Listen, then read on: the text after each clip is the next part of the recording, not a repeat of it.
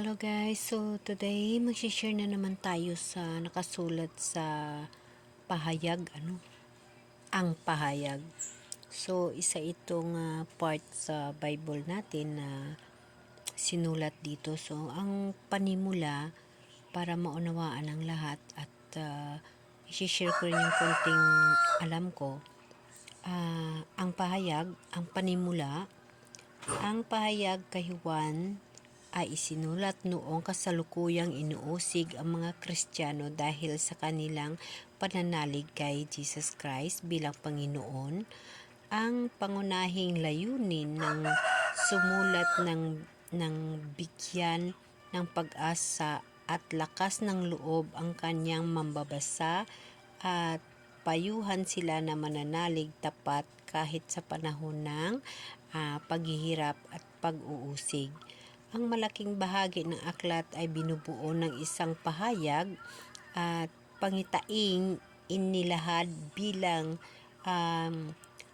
sagisag ng katotohanan. Maunawaan ito ng mga Kristiyano ng panahong iyon, subalit manatiling hiwaga sa ibang manampalataya tulad ng paksa ang isang tugtugin. Ang mga paksa ng aklat na ito ay inuulit-ulit sa iba't ibang paraan sa pamagitan ng iba't ibang pangitain, bagamat nagkakaiba-iba ang palagay tungkol sa mga detalye ng pamimigay kahulugan. Ang pangunahing paksa ng aklat na ito ay malinaw, lulupigin ng Diyos ang kanyang mga kaaway kabilang si devil sa pamagitan ni Jesus Christ at gatimpalahan ang kanyang mga anak na tapat.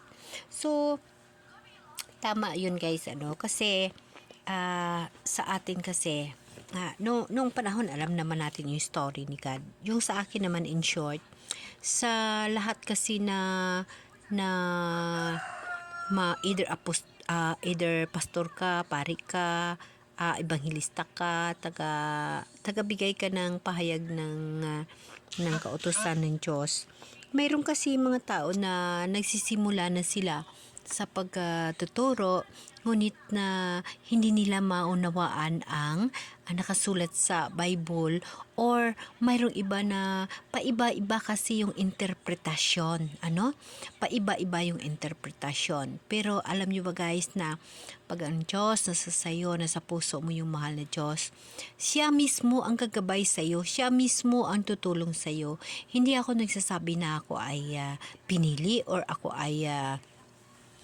ay tama, or ako ay tinatawag na espesyal, kung di, ang sa akin lamang ay hinihingian ko ng kaliwanagan sa mahal na Diyos, hinihingian ko ng gabay ng Holy Spirit ang bawat takbo ng aking buhay, kaya nakarating ako sa ganitong kaganapan ng buhay, ang pagbabasa ng Bible at pag-interpretar at pag-isip at pag-unawa kung anong nakasulat.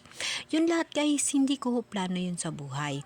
Ngunit pag yun na nga sinasabi ko sa inyo, na once na ang mahal na Diyos ang gagabay at maggabay, lulupigin niya talaga yung mga masama sa iyo, ilalagay niya ikaw sa dapat mong kalagyan sa kanyang kagustuhan.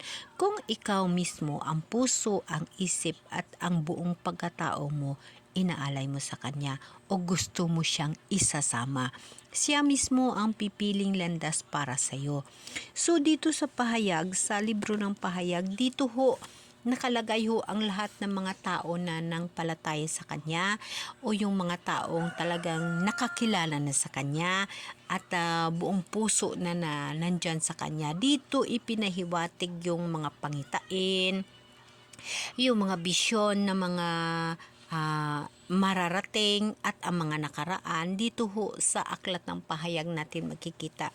That's why na sinusubukan ko ito na pag-aralan ng maayos. Inimensyon ko lang itong pahayag dahil sa nangyari sa vision ko noong panahon ng kasalukuyan. Ako ay nasa binggit ng tinatawag na akala ko ako'y mamatay na, So, yung pangitain na yon, sinasabi ko, saan ba makikita o na bahagi ng Bible? Bakit nagkakaroon ng pangitain yung isang tao?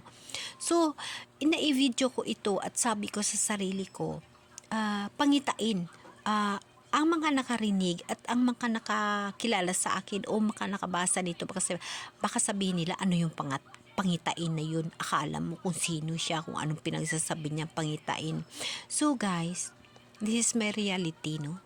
Realidad din sa buhay ko. Ang pangitain na aking in-share dyan sa mga video ko at ang gusto kong ipaliwanag sa ngayon is nakita ko na ho kung saan. Dito ho sa pahayag, dito ho makikita ang tinatawag ng mga vision o pangitain. Dahil ako'y nagkaroon nga ng pangitain guys na yun nga yung pangitain na na-mention ko yung dinala ako ng isang ibon sa puting ulap, sa puting-puti yung mga paligid ng pakaraming ibon, and then yun nga, may nakita ako doon. At kung ang video ko na yun is na video ko na sa previous video ko, in short, yung pangitain nasa tao talaga na pinili ng Diyos. In short, yung pangitain o yung vision ibibigay ng Diyos sa pamaraan ng Holy Spirit kung ikaw ay maka-Diyos, no? So, ang pangitain at kung paano mo bigyan ng kahulugan at kung paano mo unawain at intindihin ang Bible, nasa puso ho yun.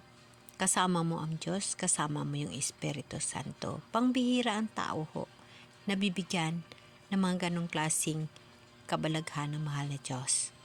Kaya guys, para sa atin, para sa inyo, tutukan nyo lang, himay-himayin ninyo ang Bible.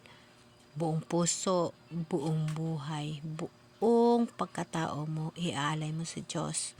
Bibigyan ka ng giya ng Lord. Bibigyan niya ikaw ng gabay upang matumpak mo kung ano ang kanyang ipahiwatig. Dito kasi guys nakalagay again guys, babasahin ko na yung verse 1 ng ang pahayag kay Juan. Ito ay pangitain ni Juan.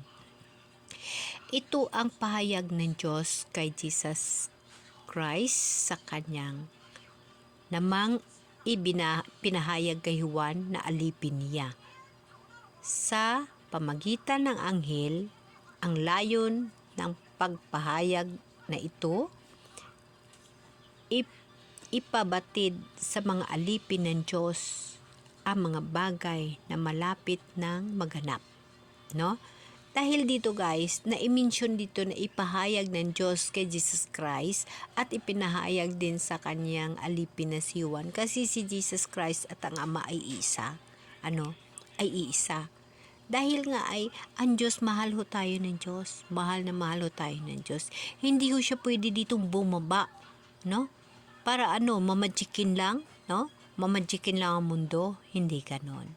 Hindi tayo mapapatawad ng mga kasalanan natin kung ganon ang maganap.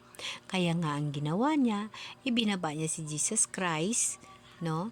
Kag napakamatay si Jesus, at syempre nandoon siya sa langit. Si Jesus Christ, napakatao, mayroong isip, mayroong kaluluwa. Yung kaluluwa ay naiwan sa atin. So napakaganda ang pahayag niya. Ito ang pahayag ng Diyos kay Jesus Christ. Pahayag niya kay Jesus Christ at ipinahayag din kay Juan. So dito na mga bersikulo, atin tuunan ito ng pansin. Napakaganda dito. Sa pamagitan ng anghel, ang layon at pagpahayag na ito'y ipabatid sa mga alipin ng Diyos ang mga bagay na malapit ng magaganap. Diba?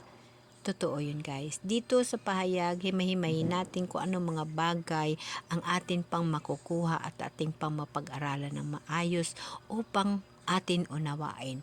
Ngunit dito guys, kung may Bible kayo, basahin nyo itong portion ng pahayag kay Juan. Dito mo ho makikita ang mga vision. Ang vision na tinatawag, pangbihira ang tao magkaroon ng vision ho. Pag ang Holy Spirit, kag ang Diyos sa sayo, madali mo maunawaan at madali kang makatanggap ng vision. Amen? Amen.